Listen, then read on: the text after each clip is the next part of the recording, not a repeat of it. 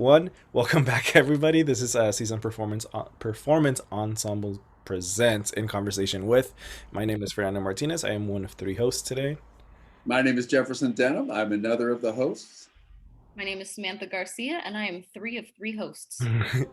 Right. So this month, which sounds weird to say because it's almost over, right? What is it, the 27th, 26th? Yeah, 27th. 27th. Oh man. Okay, yeah. So it's basically over, but we were reminded today that it is National Poetry Month by JD. I don't know how we didn't realize that what it was. Um, so that's not the theme for today's episode. We have a couple questions we want to sort of discuss with one another, but we thought that it being National Poetry Month, we're gonna perform something that we have, and my edgy friend JD has found something that he wants to share with all of us. All right. So, dear audience, first of all, you're probably looking at us like you didn't know it was National Poetry Month. What is wrong with you people?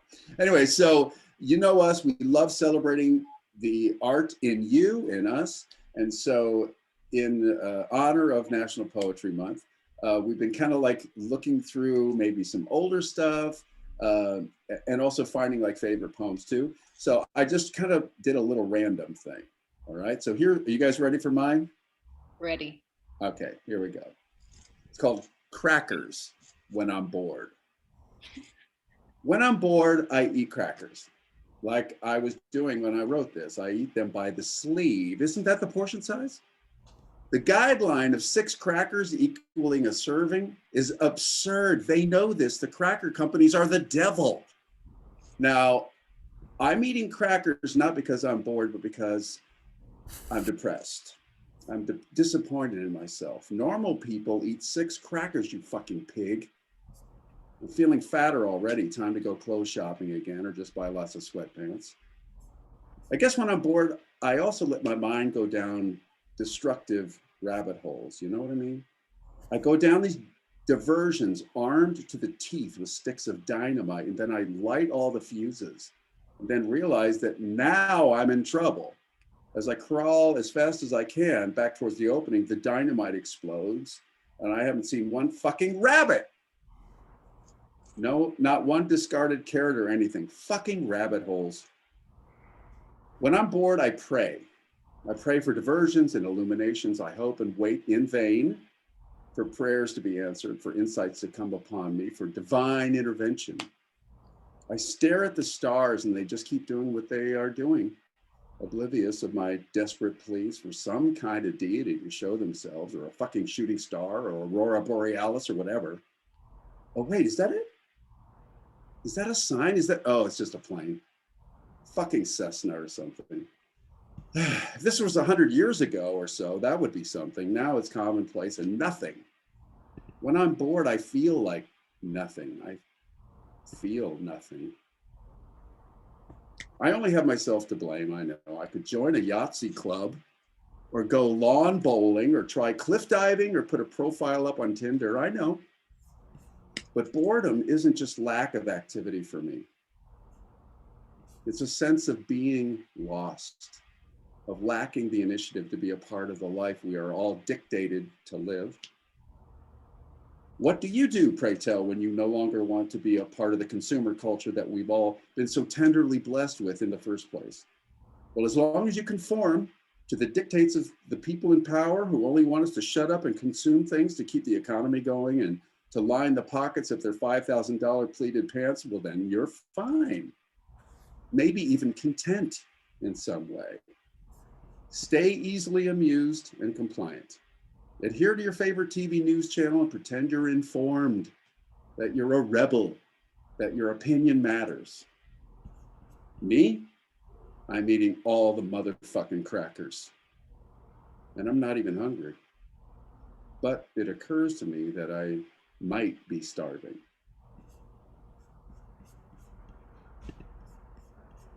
The end. Man. Um, You took me down the rabbit hole and you pulled me out, Jeff. And then there was no fucking rabbits in there. Damn, couldn't find a single rabbit. Goddamn rabbits. Thank you. That was beautiful. I feel like your work always feels like a sucker punch to me. You know, And you know how like most like any sort of mediated art, like that sucker punch comes in like in the middle, obviously, like when the movie climaxes or a book climaxes or whatever. But with yours is like right in the beginning. It's like literally the first two lines. I was like, oh, it's like okay, here we go.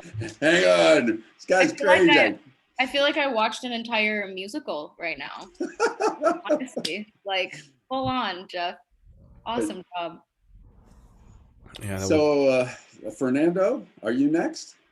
I guess so. You're next. Yeah.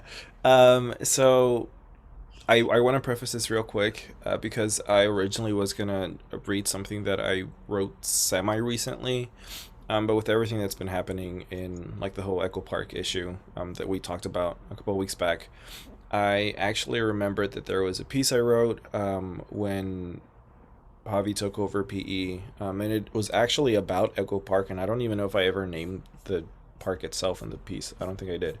And it's kind of long, so bear with me, but I thought it'd be appropriate to perform that one. Um, One, we are living in a new age of discovery, including the death and destruction of everything. And there is this body of water, this lake buried in a jungle northeast of Los Angeles. It is a body of water in the shape of an oval, and all you see are ducks swimming late into the night. And the people, they don't seem to care that it's freezing or for the slight scent of some drunken man's urine. And should you decide to walk around, you will begin to notice other things too. You realize that all these palm trees lined up against the cracked cement blocks circling the lake, they're here to show you that everything you've seen are things you've never noticed before. This is not uncharted territory, but you still take your first step with caution. You're scared, I think. Maybe, I don't know, but you know exactly what you need. Courage. It's all courage. Pure chroma courage that you drink because you're not exactly sure what's waiting for you past this misshapen ring of evergreens. So you continue to take these confident steps. Along the cracks of the cement blocks, you're not sure where you're headed or if you want to go anywhere in particular, but you keep moving. You're halfway around the lake now, and you realize you haven't thought about it until now. It's all different. The people, the art, and the buildings. I don't recognize this place anymore. 2. I made the trip around the lake, and it's still as beautiful as it was the first time around. But still, I don't seem to understand how things have changed so much now. I'm point 0.8 miles north of where I started, and all I hear is the congestion this city never seems to rid itself of, and the words of some hack street artist, the one who plasters stickers of an expired face all over the city. This artist said, "This place isn't as rough as it used to be." Maybe it isn't. Maybe it's because we don't see the spray painted murals left behind by the Diamond Street locals or the Frogtown boys. But what about the art left behind by my brothers and sisters who have called this place home long before the mainstream artists set up camp in neighborhoods they feared so much?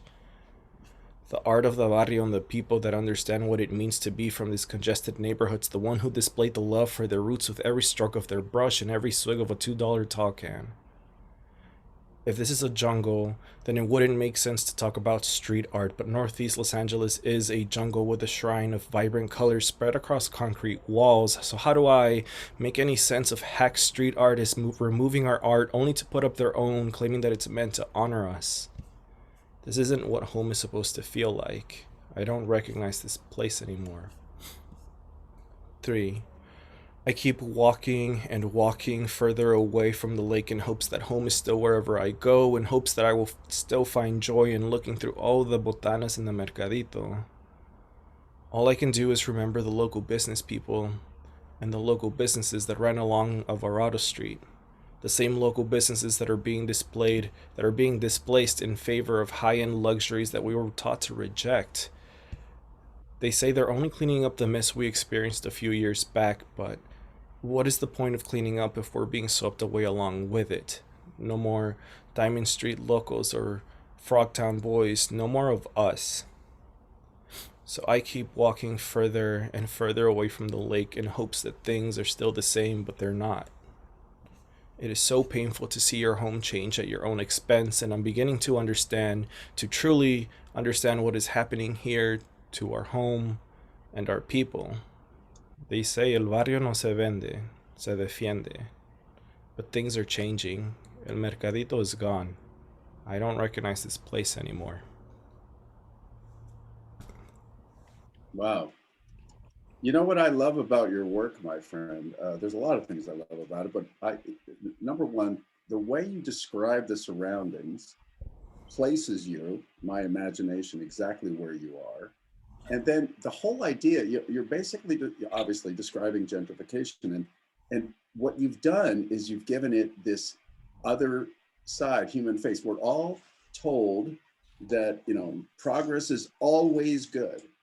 Well, progress is good, but at the expense of what? I mean, it always makes me, every time I hear Dodger Stadium referred to as, what's the ravine, Chavez Ravine? Others I are just, yeah, I just think about the neighborhood that was displaced there to have this fancy baseball stadium. And, at what expense, at what point do we say, progress for the sake of progress may not always be good? When can we recognize that we are progressing ourselves out of our humanity? And it also made me think, and Sam, I want your opinion on this too, but long time ago, I thought about Disneyland, and I'm not a fan of Disneyland. And here's why. It's like, it's a pristine pseudo life that people are dying to have. But behind the scenes, people are living a real life to make you have your make believe life. And I would rather have the messy real life. That's just me. But I think we lose something when we try to make our reality pristine, because then you have to have a blind eye towards reality. And if it doesn't match up, like you said, I got to sweep away the reality. It's just inconvenient and it makes me uncomfortable. So there's blah, blah, blah. So anyway, Sam, what do you think? No, that's beautiful, Jeff, and I totally agree. I think it's when you really think about it, people have what they have and they may be very happy with that. And and um assuming that like the needs of an area and assuming the needs based on what I don't know is problematic because it displacing anyone from where they are planted for at what cost is there's just a huge problem with that, and I totally agree. And I wanted to say another thing about Fernando's writing, and it's so interesting because what you do is like you make me feel I'm sure this is for a lot of people, but me personally, your poetry and the way you say it makes me feel like they're my thoughts and I'm seeing through my own eyes, and I feel like I there should be like a heartbeat like every like 4 counts or something throughout your work, because that it just feels like it's so visceral, it like makes you feel like you're seeing, like what you said, Jeff, like through your own lens, right? We see through his eyes. I just think it's very powerful. Superpower. Thank you. Right. And speaking of superpowers and revolutions, you are going to recite a poem. Oh yeah, speaking of revolutions. Yeah. So Right. Come I on. I am Miss Unprepared, so I did not my poems are buried in the depths of Google Docs. So I hadn't I didn't have a chance to find one of my own, but we're going to my go-to, and I'm sure many people's go-tos is Miss Maya Angelou, who we love so much. And since this is performance ensemble, and the first poem that popped up was our very own Caged Bird. So, and if some of you may have heard it before, it's always good to have a reminder of these beautiful words. And though I cannot do what Beth has done for this poem, I wish she was here. Beth, if you're watching, this is all you. Okay. So let me start at this is the stanza that makes me think the most of Beth. Here we go. Starting actually, oh yeah. The caged bird sings with a fearful trill of things unknown but longed for still, and his tune is heard on a distant hill, for the caged bird sings of freedom. The free bird thinks of another breeze, and the trade winds soft through the sighing trees. and the fat worm's waiting on a dawn bright lawn, and he names the sky his own. But a caged bird stands on the grave of dreams. His shadow shouts on a nightmare scream. His wings are clipped and his feet are tied, so he opens his throat to sing. The caged bird sings with a fearful trill of things unknown but longed for still, and his tune is heard on a distant hill, for the caged bird sings freedom. Thank you, Maya. Thank you, Maya. What was that phrase that you read? He's standing on a grave of broken Oh, dreams. but a caged bird stands on the grave of dreams. Oh I, man. I know. Rereading that, honestly, because I didn't even reread it before this episode, but rereading that, I was just like, whew, she is something else. And as everybody who's watching and has ever been a part of PE, or if you're interested in PE, as Sam alluded to, this was a poem that was like pretty much the DNA of the show that we all shared together. And what's cool about it, there's so many things about Maya Angelou that's kind of cool. Just that whole, the title, I'm a fan of titles, right? Caged bird. I mean, how many of us have seen a bird in a cage and not, at least my imagination always goes like, what happened to you? How did you get here? Anyway, so, wow, thank you for sharing that. Yeah, thank you. I forgot about Beth for a second until you brought her up.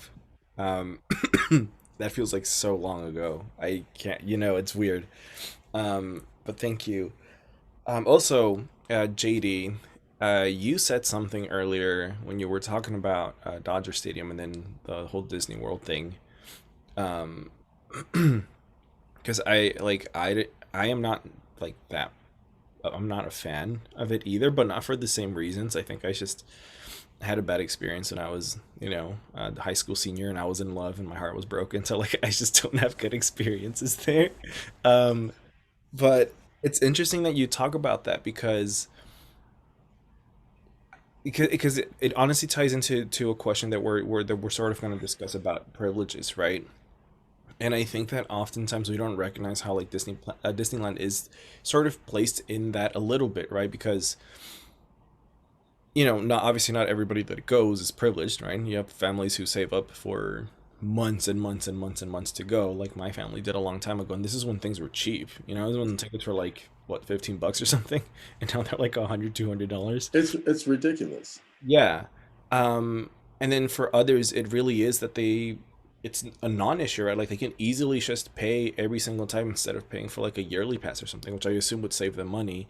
And so I want to talk about I guess the role of privilege, but also our relationship to it, because I cannot imagine that there is a single person in this world who has not experienced privilege on both ends, right? Who has not experienced it on a bad end and a good end. Unfortunately, for some, they tend to experience it on its worst end for the majority of the time, and that's why we fight. And for others, it's sort of a mix, right? And so, the question that I want to ask, and whoever wants to answer it first can, is: have we ever experienced the benefits of privilege, be it socioeconomic, be it class-related, education, citizenship?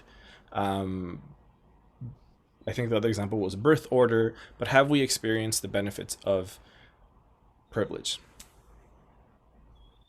Because I'm so sick of hearing my voice, I want Sam to go first, and then Okay, Jeff. Okay. I was about to say, Jeff, go ahead, Jeff. Take it. I mean, this is a tough conversation, but I think it's a I good. love it. I think it's No, a it great one. is. It's wonderful. And um, the first thing that comes to my mind for myself, and we've all experienced this, but definitely simply enjoying the um, simply enjoying like leisure time in downtown Pasadena or in North Hollywood Echo Park, and it's these gentrified places where based on the topic that we were just talking about, that's what first comes to my mind, because when I am doing these things, when I am getting coffee and sightseeing and just walking around and shopping and doing all that, I'm not thinking about the land where I am standing. I'm not really thinking about, the pain of the people that have had to sacrifice so much for me to be shopping in this little boutique right now. So, and that's, it's normal. I try not to beat myself up, but I do think it is important to be aware. And in my experience, my non-awareness kind of makes me feel disappointed later because I'm like, you know what? I should really think about this more and, think about how I can help because probably still going to participate in these activities, just like anybody. But to be aware and to be informed and to be a little kinder to people and just makes you think about what really matters and what's really important. I love that. Well articulated. And for those of you watching, I bet you're nodding your head too. I think that the thing, based on what you just said, Sam, the thing that not awareness is the thing. I think that if you're white, I'm white, there is embedded bias. This is uncomfortable for a lot of people to hear or say because no one wants to be made feel guilty. And people would say, well, that's generations ago. I didn't do it. You know what I mean? Why are you punishing me in today when maybe my ancestors did something bad in the past? Well, the problem is, and this is what was so insidious about like the Supreme Court decision, right, that threw out a lot of the protections for the 1965 Voting Rights Act. This is what makes it bad. They said, well, racism is solved. Why do we need protections anymore? It's solved. That alone should make anybody go, if that isn't blinders of privilege, I don't know what is. Now, again, I would not be one to say I know exactly how it feels for anybody who has a different upbringing than me. But I love what you brought up, Sam. It's got to be an awareness and appreciation of the fact of my position. Now, I grew up in a part of the Chicago suburbs that was for the poor people. Mind you, poor white people, but still poor. And so it's not the same as if I grew up on the south side of Chicago, right? I know that. I know the difference. It is no crime, my dear white people audience like me, to say, we have an embedded bias. It's like saying, and this has been, I mean, please feel free to investigate this on your own. And I don't think we're not trying to make anybody feel unduly guilty about anything, but let's just deal in reality. And like the SATs, for example, I believe study after study has shown that the SATs were designed with white sensibilities in mind, and so there was an embedded bias, and that's all we're saying. Acknowledge that this embedded bias exists. This whole country was founded on white people who owned slaves. I mean, that's what the power structure of where we came from. It doesn't mean that everything's caca. We hate the government. We hate this, but it does mean an awareness needs to be had. And dare I say, again, being from the white race and having a position of privilege. I remember one time when I was working at a church, there was a female, who was my mentor. And she said, you are a white male in the church. You have a lot of influence. Use it for good. I think that's what I'm just trying to say, as inarticulate as I am, that if you have any position where you have power, use it for change. Use it to make the world better. I think that's sort of my idea of what PE is about too. It's not to beat people over the head with social justice issues, but it feels that way maybe sometimes if you're sitting in a position of privilege because you're like, why rock my world? Everything's working kind of for me. And I get it. I'll tell you what, if you're a conservative, and I have tons of friends who are conservatives because, I was working in Orange County and I had lots of church going folk who were dear friends of mine, and it gave me their side of the story. So I'm not saying that conservatives are evil by any means, but we all have potential for growth. And that potential for growth in my book means how can I share whatever resources, whatever positions I might have to make the world better. And sometimes that means giving up some power. so that someone else can have a seat at the table. Fernando, what do you think? Um, yeah, because I want to. So I think we can talk about this after because I sort of want to give examples from my own end, and I think we can circle back and sort of discuss these things because obviously the three of us are different, right? Like we all come from very different backgrounds, and I think that's also one of the cool things about P is that you have people from so many different backgrounds just come together and create art. But I guess dissecting that too, I think what's interesting is that obviously I have experienced a lot of, I guess, instances of marginalization, right? But what's interesting to me is that, well, one, you have them in very different amounts. So on my I don't know if you guys are on Facebook or not, but on Sunday, or was it Saturday? On Saturday night, I came back from San Diego, because I went with my partner to go visit, um, right? And so then Sunday morning or Sunday afternoon, I took my dog out for a walk here in Ventura. I've been staying in Ventura since since the pandemic started, or since lockdown started in the U.S. I mean, so I've been here literally every single day since March, but was sporadically here since before that, right? I took out my dog for a walk on the exact same route that I've always gone on, right? I've seen a lot of these people here. I've been here for a year, and as I'm walking my dog, I see a cop car pulling by, and there's a station down the street. So I was like, oh, whatever, like it probably going back to the station. And I know that they also just like do rounds or whatever because it's a really like it's a nice neighborhood. It's an upscale neighborhood, right? Um, so I didn't think anything of it. But I decided I want to go on a new route with my dog, because she needs to walk more, right? She's getting really big, and so I started taking a bunch of different turns. And every time I'll take a turn, the police would be there, and that's what I noticed. I was like, oh, that's weird. So then I purposely just decided to walk to the other side, and the police was still there. And I'm like, okay, so they're following me. Like that's when I realized that. Um, and the first thing I thought of was, are my hands in my pockets? And one of my hands was in my pocket, so I took it out and made sure that nothing was in it, right? So the fact that that's my thought process, like um, whenever I'm near a police officer, and this sounds insane to some people, but I always make sure that my hands are never in my pockets because this is an experience that I've had not just here. I've had it when I used to work in at the hotel because like you guys knew that I work at a hotel, right? I worked the same job for like 2 3 years, and I would go to work most of the time in my uniform because I was too lazy to change at work. The exact same route, exact same bus on Wilshire. I would take a 10-minute walk to the hotel. Never changed. Um, then I would start having police follow me, literally to the hotel, even though I worked there for 2 3 years, right? And so obviously I've experienced um, the non-privilege of being brown, right? But then I start thinking about the moments that I experience privileges on my own end too. So then I think about how the three of us have our master's degrees. And so like in comparison to a lot of the people in the neighborhood that I grew up with, I believe only 5%, only 8%, I think, have have a bachelor's or more. Like that's how,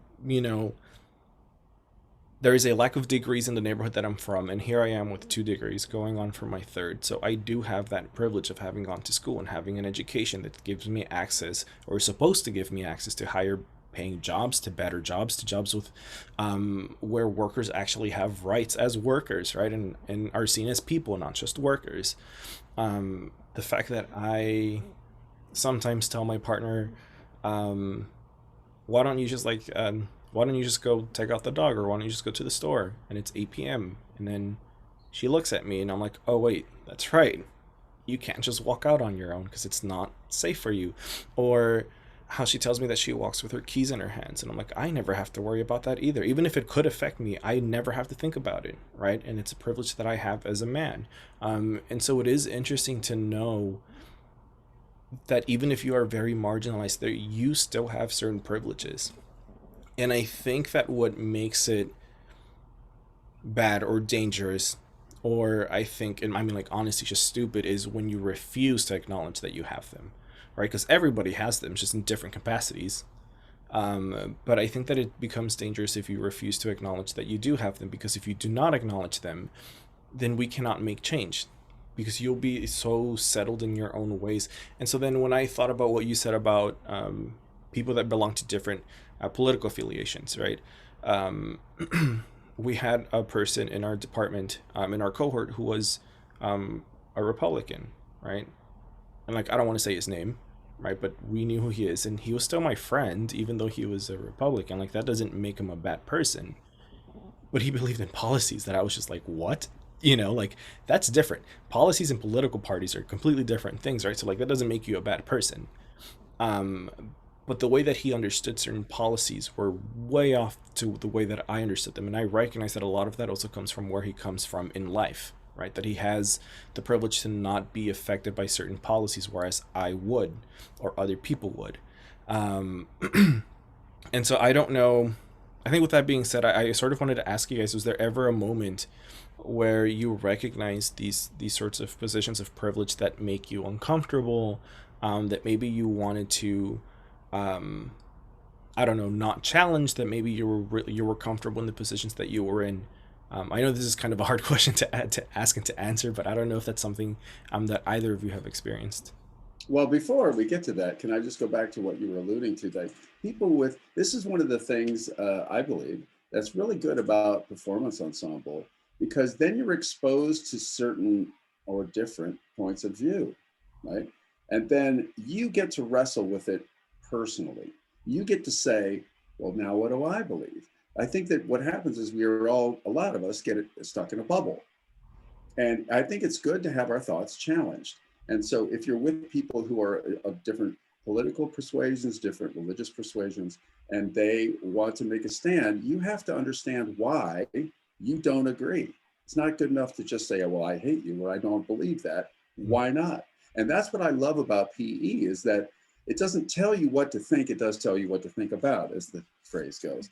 I think that's good, because that leads to personal responsibility and personal reflection, and then you own your own thoughts. Now, getting back to your question, Fernando, I mean, I would say, yeah, I've been in circles where uh, I had to, I had to navigate carefully. It almost like don't ask, don't tell. And I'm a little embarrassed about that. I mean, to survive, I was in certain situations, I was in survival mode, and you kind of put, you don't necessarily agree with what's happening, but you don't take a stand either. And so I will be someone that admits that, and that did not feel good.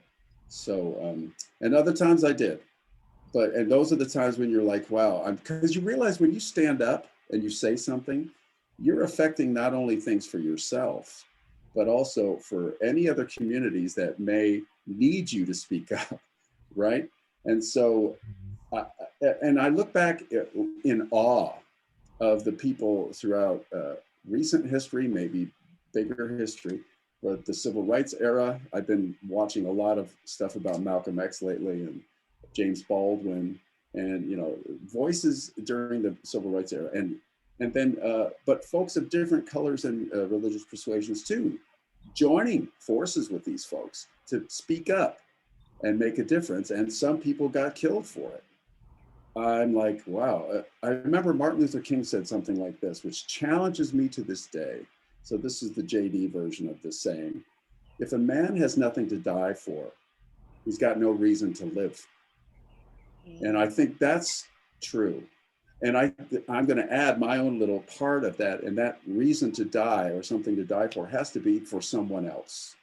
You know what I mean? It has to be for a big cause bigger than yourself. Do I always achieve that? Embarrassingly, no.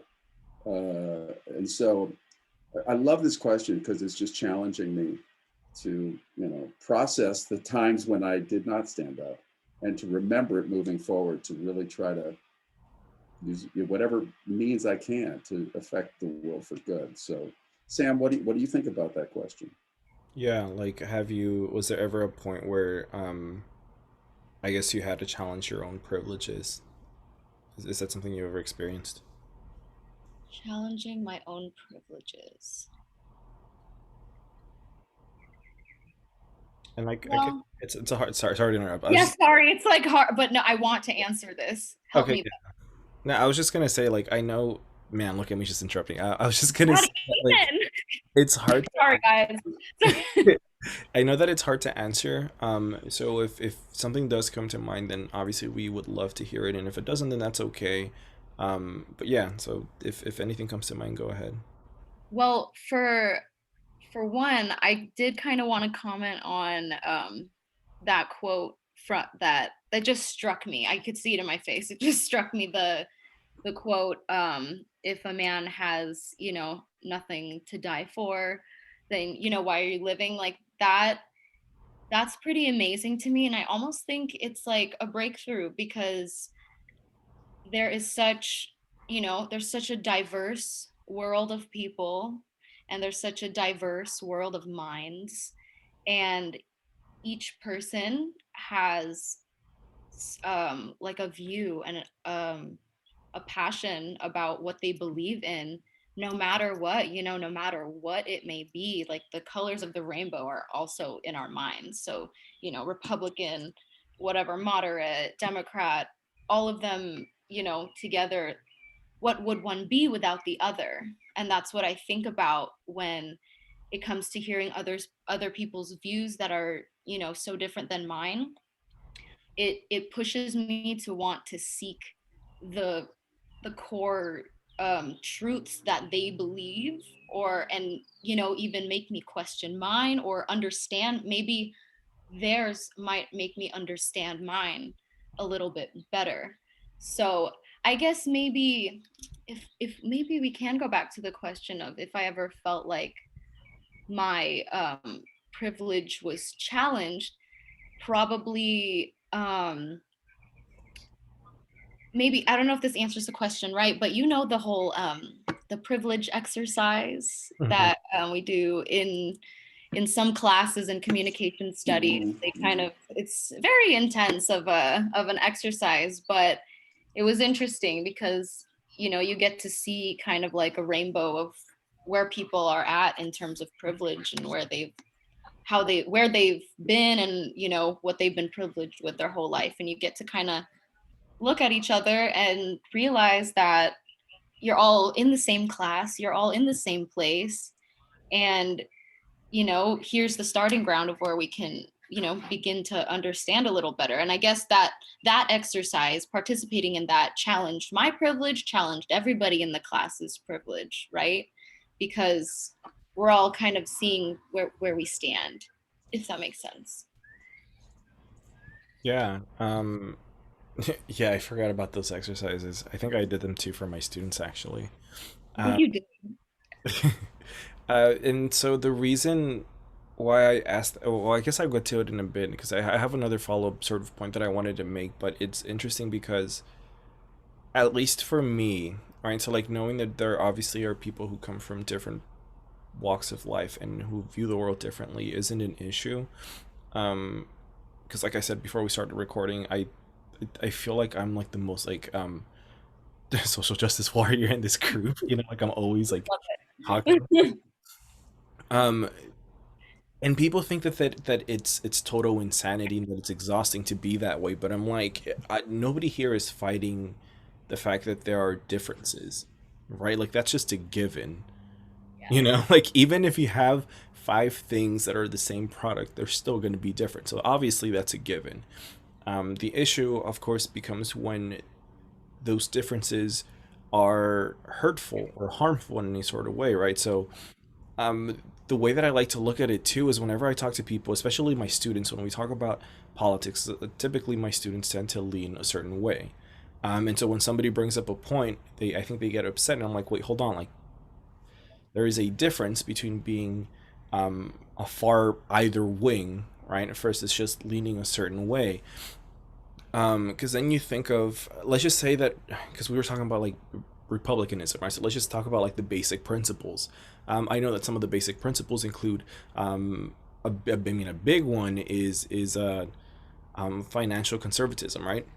The way that you spend your money uh, should be a lot more tight, should be a lot more direct to very specific things. It should not go to all these other things. But as a result, a lot of policies take that and run with it and say, well, let's spend $1 trillion on the military, but not on these other basic human things, right? And so things like that is when it becomes dangerous. The fact that you believe in a party isn't. But I did want to point out that it's not like for example, at least on my end, it's not like I'm like, yeah, no, it's fine. Like, there's differences everywhere. That's cool. And I'm like, that's only partially true, right? Because there are some people who do believe in very extreme views that have actually killed people, that have caused the death and pain for a lot of people. And I think that's something that's important to point out. And then going back to the question of, has there ever been a time where we had to confront our own privileges? I think the biggest one that I always mention is, I don't recall when the Black Lives Matter movement was sort of coined. I don't know if it was like 2013 or 2014 when it really got big, right? And at the time, there was a lot of arguments on in my bubble saying, well, what about Latinos? They're being killed too. And I was like, and it's not embarrassing, but I think about it, I'm like, man, that used to be me. Because my initial response was like, well, what about us? Nobody seems to care about us. And it took me a while to recognize what the arguments were, to realize they're not excluding us. It's just a movement because something happened and people don't seem to care. And clearly it's caused change. I think we look at what happened in the last 2 weeks with the Derek Chauvin trial, right? Where he was finally convicted for killing someone. And I think that challenging your own privileges allows you to see something from a broader perspective, right? Because if you don't, I think you'd only be hurting yourself. And I understand that for a lot of people it is really difficult, because how are you going to grow up one specific way and then suddenly feel like you have to change, or you have to battle something? And I think that this is something that a lot of students face, not in PE necessarily, but it just in college courses in general, right? It's something that's really difficult. But I think that if we try to understand the arguments, even if you don't believe in them, even if you want to respond to them, understanding where those arguments come from, I think will make a difference, right? It can change your life for the better and you don't even realize it. Well, uh, one of the things, Fernando, you reminded me of, both of you there was another exercise I used to do when I was teaching there, which would be take a step forward if you've ever had this happen to you, or a step That's back. the one. That's literally the exercise. That's the exercise. That's and so, to what the topic at hand, when you're kind of embedded in your privilege, you lose sight of the fact that we have so much in common. And so I think we're just hardwired sometimes for tribalism. And so we want to make sure that me, or those that look like me, sound like me, have a leg up on somebody, right? Okay, maybe I'm not as rich as that guy, but I'm going to stand up, as poor whites were brought into racist groups, to say, well, at least you're not a colored person, so you got it better, even though economically maybe not the same, or I mean, really close, but you're still better.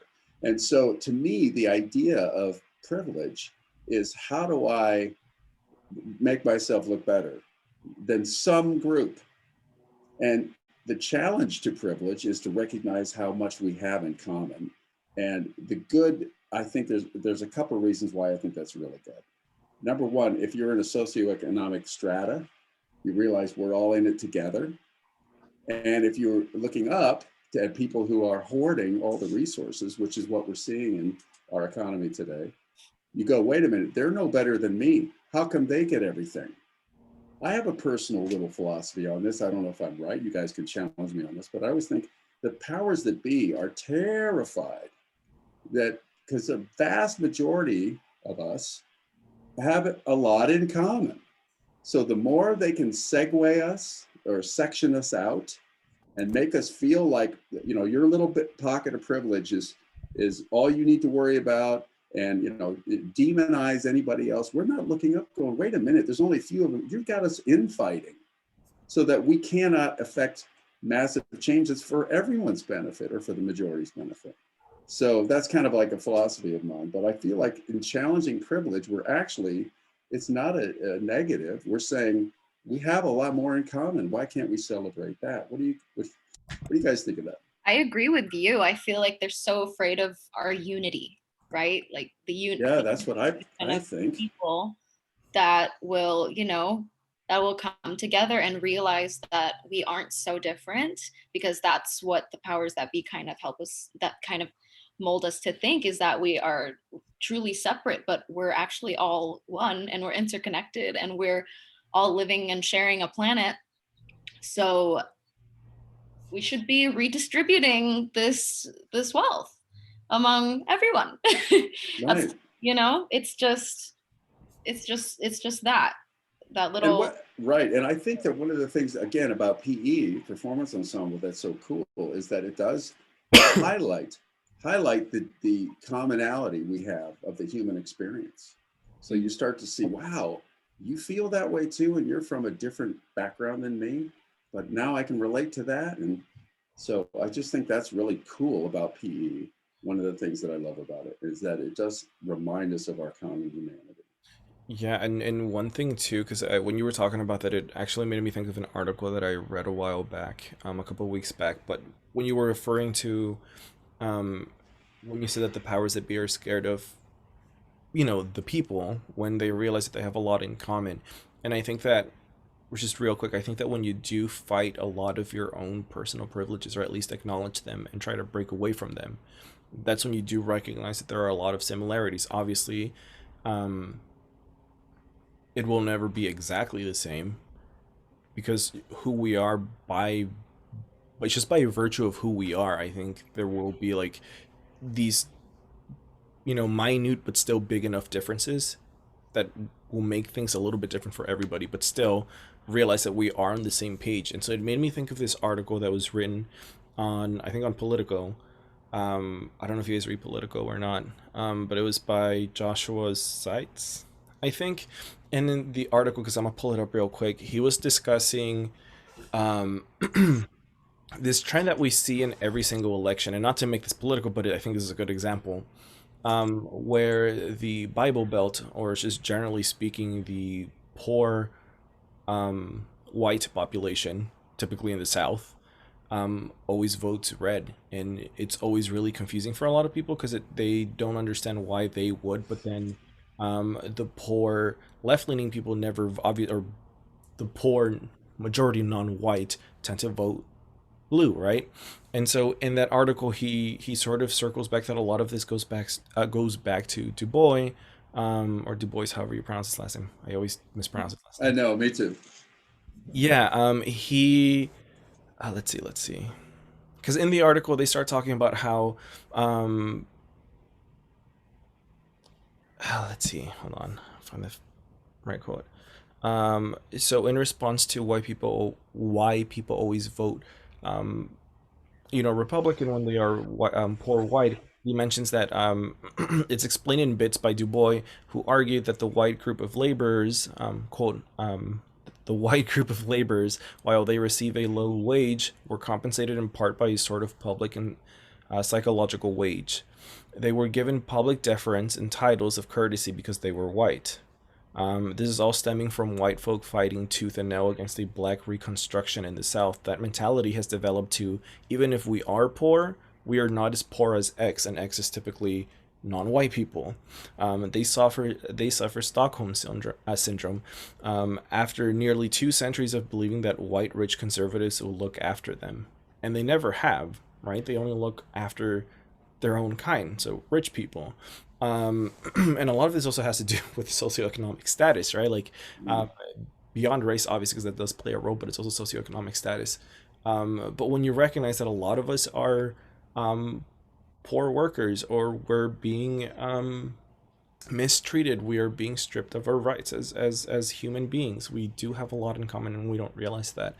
And so, how do we get there? And I think that's the next and probably the last question that I have for you guys is how do we how and I mean, just what methods do we use to fight a lot of our own privileges, or stand up for those who do not have the privileges that we do have? How do we start? For me, I think it kind of goes back to what we were talking about with awareness. And I feel like just the act of becoming aware of our own privilege, becoming aware of what others' privileges are, and channeling that now newfoundly discovered energy, that exists, and pushing it towards something that will lead to the good of all, if that makes sense. Just like, for me, I'm always like, what I have, I'm always willing to share. I'm always, whether it be knowledge or whatever it may be, is because knowledge is a privilege on its own as well.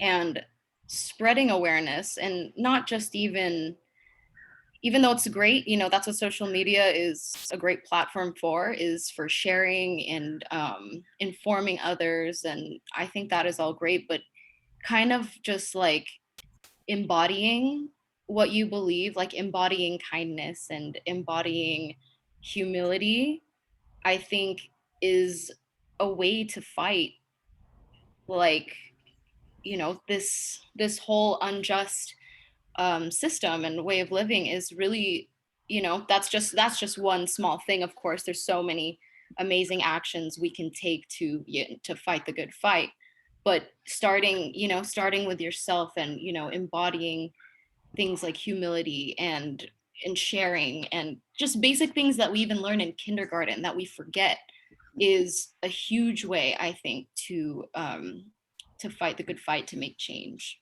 really. Oh my gosh. Well, I want to tag on that. Thank you for that, Sam. I totally agree. And I just have three quick things to say. One is, it seems to me, if you've ever gone abroad and you go to like poorer countries, people are much more generous with a little. They just know how to share. I think that there's a lesson to be learned there, and extrapolate that again from understanding our commonality. Uh, Secondly, I was going to say that I probably shared on the podcast before that I did an interview with a guy who works with a group called Braver Angels, where they get red and blue people to talk to each other and actually listen. And so now I'm not saying that this always works, because what if the other person's coming at you with a gun? Like, we've seen those scenarios too. But in general, if we want to break down the walls of mistrust and misinformation from both extreme right and left media to make you hate the other, you can sit down with someone, say, okay, I think I see your point, and then you earn the right to say your side if you listen. This is something that I'm still trying to figure out and do. And then lastly, I was going to say the big weapon is empathy. Can I feel what you feel? Can I put myself in your shoes, in my imagination? If we can do that, then we can say, wow, what would I appreciate? If I used to work with a group that would help the homeless, and I would think to myself, that could be me. And so how do I treat them as if I would like to be treated a certain way? So I think empathy is a huge deal. So Fernando, what do you think? Yeah, I mean, to me, the first step is to, I mean, it's my favorite. It's the call out, calling people out. But I think that I want to add a brief note to that, because I was I've been scrolling on TikTok too much.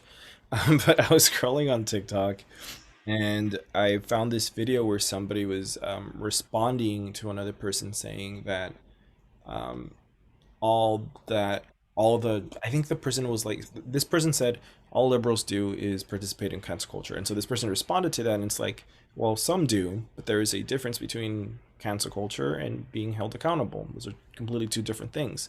And I think a lot of us can agree that when you do call out, you're not doing it without the basis of evidence, right? Because then that is cancel culture, and that is dangerous. Because I mean, there's been so many examples of people losing their jobs, or people losing whatever because of this when they never did anything bad in the first place, right? So I think a lot of us agree that that is bad, but there's a difference between that and accountability. So if you do call out somebody to hold them accountable for things that they're doing that are wrong, then that is one step to do it. And I think that that applies to the self. You can hold yourself accountable for the things that you have done, for the things that you have said, and for the ways that you have believed things to be, when looking back at it now you realize are wrong, right?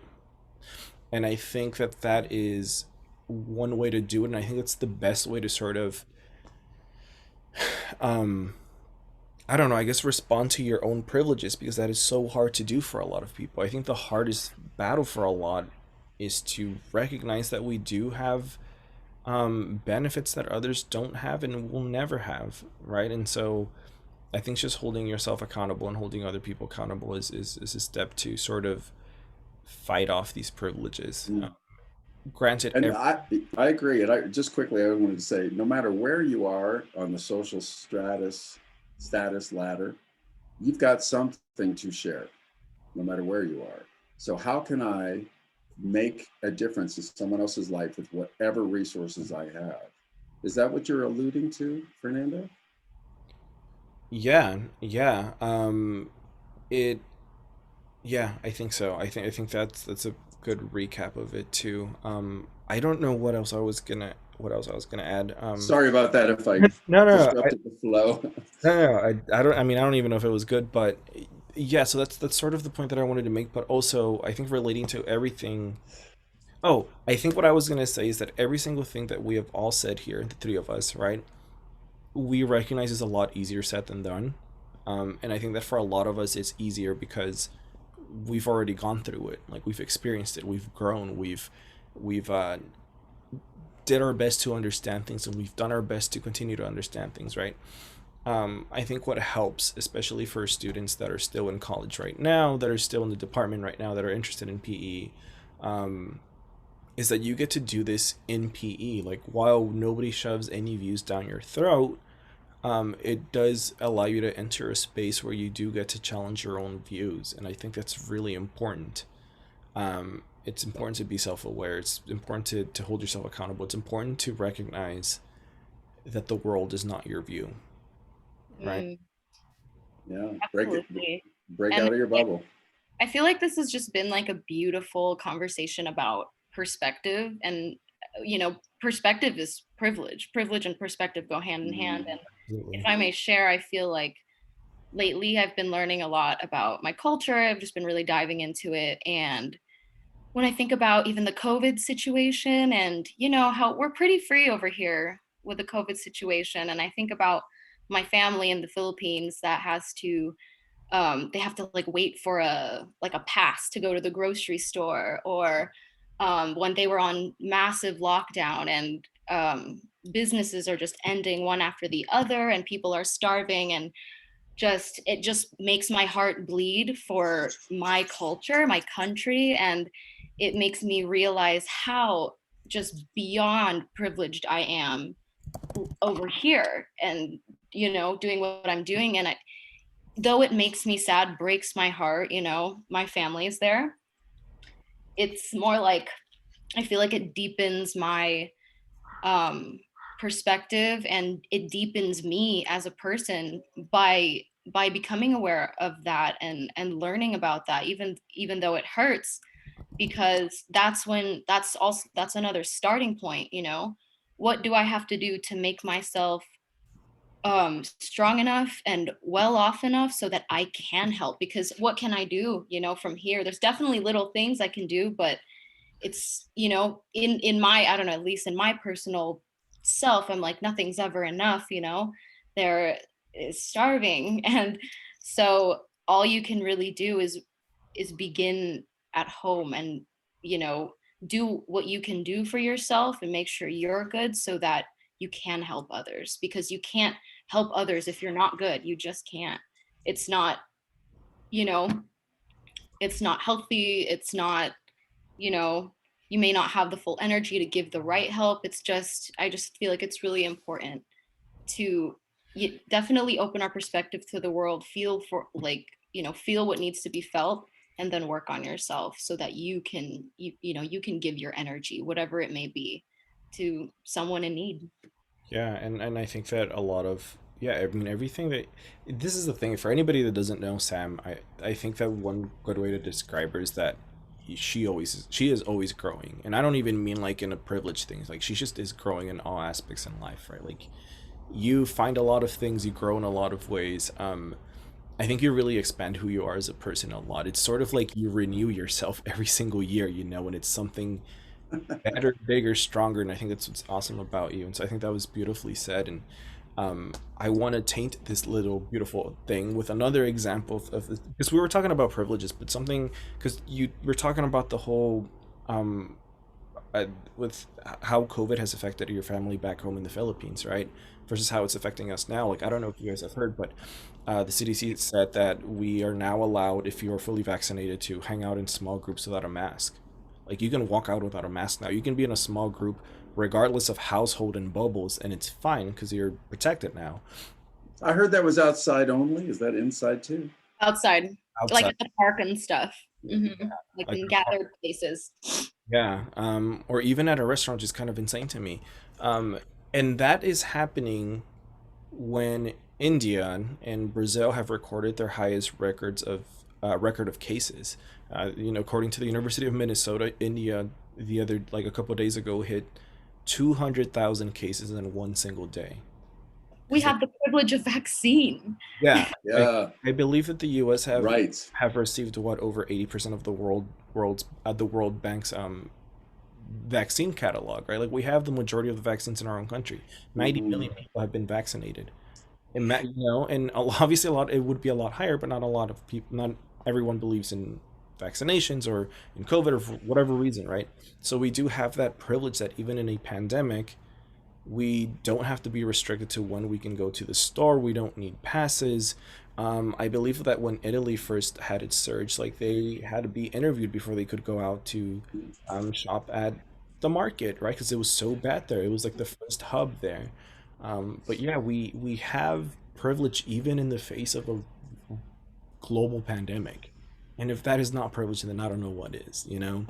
And I think that with that being said, I think that I we want to end this by saying that um I mean today really has been about perspective. And again, beautifully said by Sam that perspective is privilege, right? And so we should always continue to grow it. We should always continue to expand and realize that when we do have privilege and others do not, then we need to do something about it. And do it in your own way. Do it in your own way that does not exhaust your energy, your heart, your brain. It's just do it in a way that is positive for you and that is positive for others. Right. Yeah, this has been CSUN Performance Ensemble Presents in conversation with. My name is Fernando Martinez. My name is Jefferson Denham. My name is Samantha Garcia. Thank you so much for the show.